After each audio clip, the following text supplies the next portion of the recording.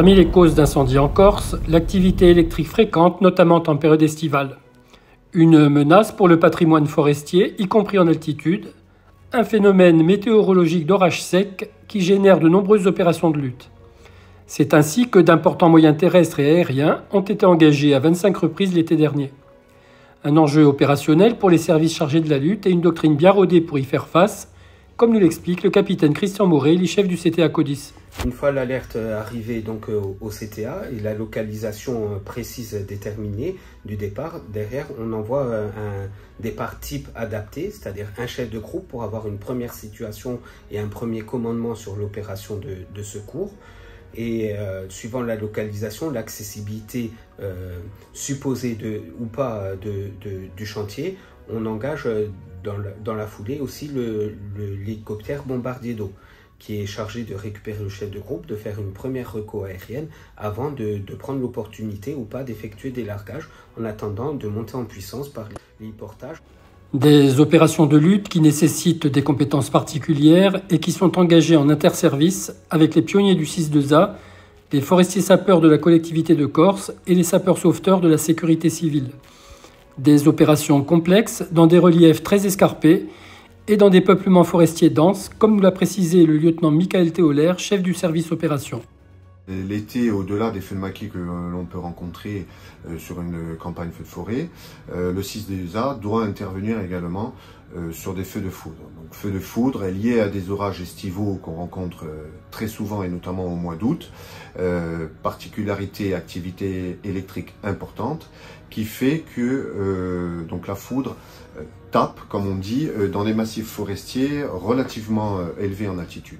Donc la complexité, c'est l'approche de ce feu qui se fait très régulièrement en hélicoptère et donc par le HBE départemental, mais également avec le personnel des forestiers sapeurs, des unités de sécurité civile, mais surtout de notre groupe pionnier qui est donc formé à pouvoir intervenir le plus rapidement possible dans ces milieux qui font que la complexité et la densité forestière rend la mission relativement complexe et donc on a besoin, dans ce cadre-là, d'avoir des compétences bien particulières par rapport à ces personnels qui sont engagés l'été sur ces feux de foudre.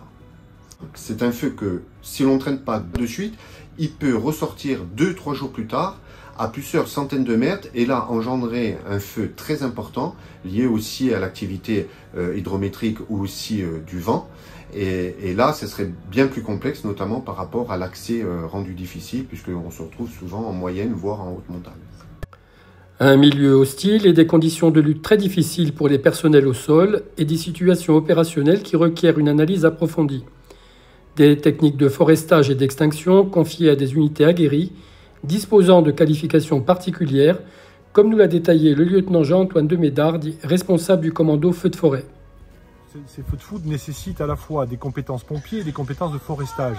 Quand on sait qu'au niveau mondial, le Bureau international du travail considère que le forestage, c'est un des métiers les plus dangereux au monde, donc c'est une chose. Et là, en plus, on fait du forestage sur des arbres qui sont en feu souvent. Donc il faut les traiter, ils sont encore incandescents. Ça demande vraiment des compétences diverses et complémentaires. Alors, les feux de foudre, ce sont des feux qui en fait ont lieu dans des endroits qui sont souvent difficilement accessibles. Donc il y a souvent un héliportage des personnels. Et ensuite, chaque fois, on est confronté à des enjeux qui sont importants parce que le feu de foudre, à un moment donné, ça peut mettre le feu à des forêts et surtout des belles forêts qu'on a en Corse. Et donc, ça demande à chaque fois une analyse de la manière de le traiter et c'est assez complexe. Parmi les acteurs participant à la lutte, les forestiers sapeurs de la collectivité de Corse constituent une plus-value significative dans ce type d'opération. Une unité originale qui œuvre à la fois dans le domaine de la prévention et de la lutte. Leur connaissance des milieux, leur formation aux travaux forestiers et leur technicité en termes de forestage permettent au commandant des opérations de secours de sécuriser la zone d'intervention, comme nous l'a confié Jean-Antoine Mambrine, chef de secteur et coordinateur Nord. Les deux missions particulières des forestiers sapeurs, la première mission principale, c'est quand même la prévention. C'est-à-dire qu'on aménage le terrain pour combattre les feux de forêt durant la saison feu. Et durant cette saison feu, on participe à la surveillance et à la lutte contre les feux de forêt. Les feux de foudre sont quand même des interventions assez particulières. on est souvent héliporté dans des endroits qui peuvent être hostiles. Donc il faut rapidement s'approprier l'environnement et intégrer l'idée de manœuvre du COS. Le plus souvent, on nous demande d'abattre des pins de gros diamètre dans des endroits périlleux. Donc il faut mettre en pratique nos connaissances et faire en sorte que tout se passe pour le mieux. Dès qu'on arrive, avant de procéder à un abattage, il faut sécuriser le périmètre où le pin va tomber pour éviter que le feu ne se propage. Une fois que cela est fait, on procède à l'abattage.